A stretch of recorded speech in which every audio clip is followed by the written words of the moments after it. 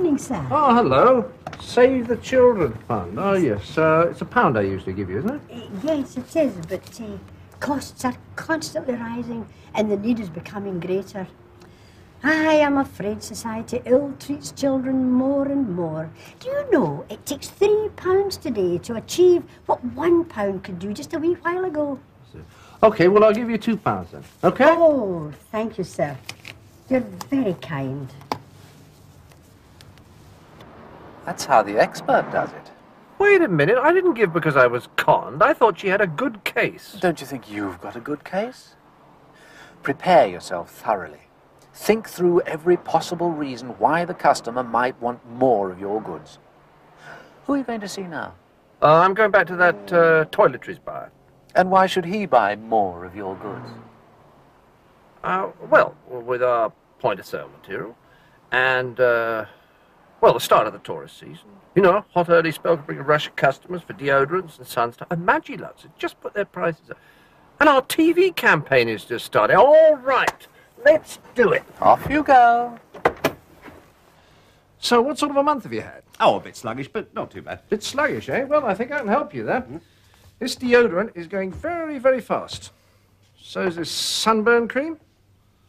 And the moisturizer's going very well, too, you know. I think you're going to need 3 cases of each. Oh, I never sell them. Well, spring's here, tourist season starting. Not yet. Or, well, if you get an early hot spell, you sell a lot of this stuff in hot weather, you know.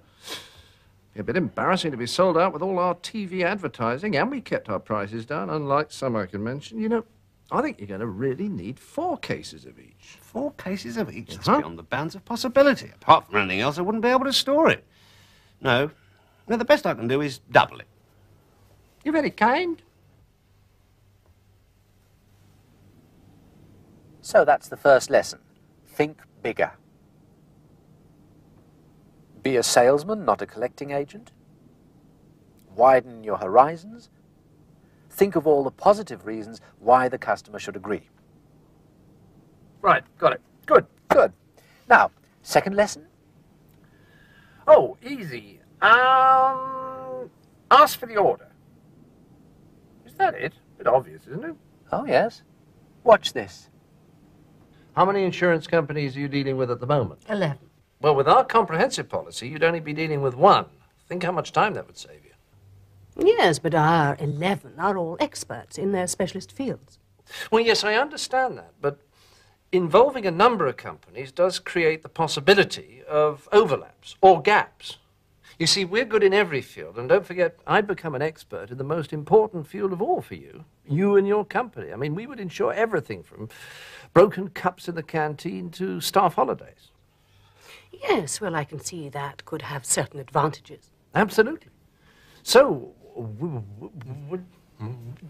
and sprinklers. Sprinklers? You'd be insured against damage done if the fire sprinklers went off accidentally. Just make that clear. Yes, yes. What sort of cost are we talking about? For the sprinklers? For your fully comprehensive cover. Well, for an average level of cover, about 40 to 45,000. 40 to 45? Well, add up all the sums that you're spending already. I think you'll find they'll compare very favorably. Well, yes, I suppose it isn't all that extortionate. Absolutely. So,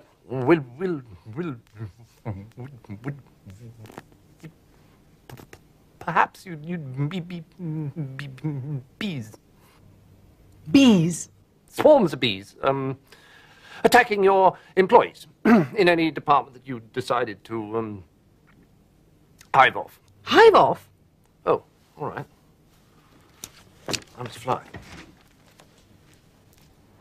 So why didn't you ask for the order? Because, in my professional opinion, her psychological state was not quite favorable. She certainly needed breathing space. Also, her biorhythmic awareness of opportunity was at a low ebb. And don't forget, Jupiter is on the cusp of Aries with Scorpio rising this week. That's why. You didn't ask for the order. I know what you were thinking while you were talking to her. Yes, but our 11 people are all experts in their specialist fields. Mm-hmm. And each of those... She's going to say no. I know it. Absolutely. So She's got a good point about the others all being experts. If I leave it, let her dangle. She may wish she'd said yes and say yes next time, but if she says no, that's it. And I don't want to have to say to Mr. Dalrymple that I didn't get an order. I'd much rather say, it looks very promising, she's interested, and I think she'll bite next month. It's not that I'm insecure, it's just that I don't handle terror very well. It's no good. I'm just not cut out to be a salesman. Oh, don't worry. Even good salesmen feel like that sometimes. Everyone's afraid of a turn down, but the really good salesmen overcome it, however scared they feel. So if you want the order, try for an early close. But you can't just leap to a close. No, but you can try for one at the first possible moment. As we've discussed previously, leading insurance companies like yours with complex decisions to take and with a need for speed and accuracy of data find personal computers ideal.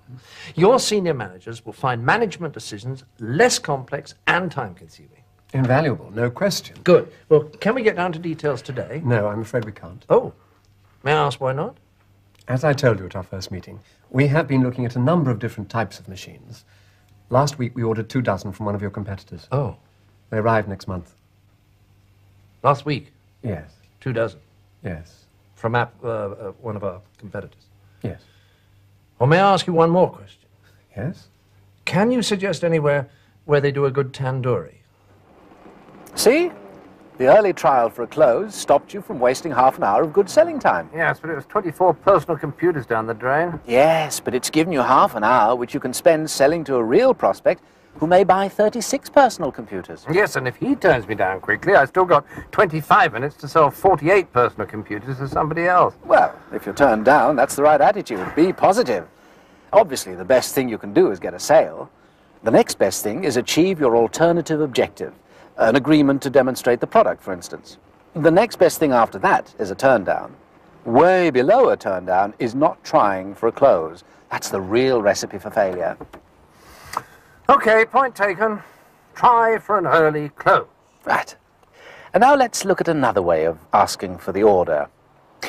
Do you know what an agreement staircase is? Nope.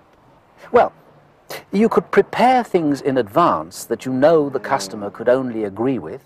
Yes? That the product is good, for instance. He'd have to say yes, wouldn't he? Yes? And that the price was reasonable? Yes? And that our delivery times are good? Yes? Well, would you agree that the more somebody says yes, the more likely they are to say yes again? Yes? So you know what an agreement staircase is. Yeah. Oh! Oh, yes.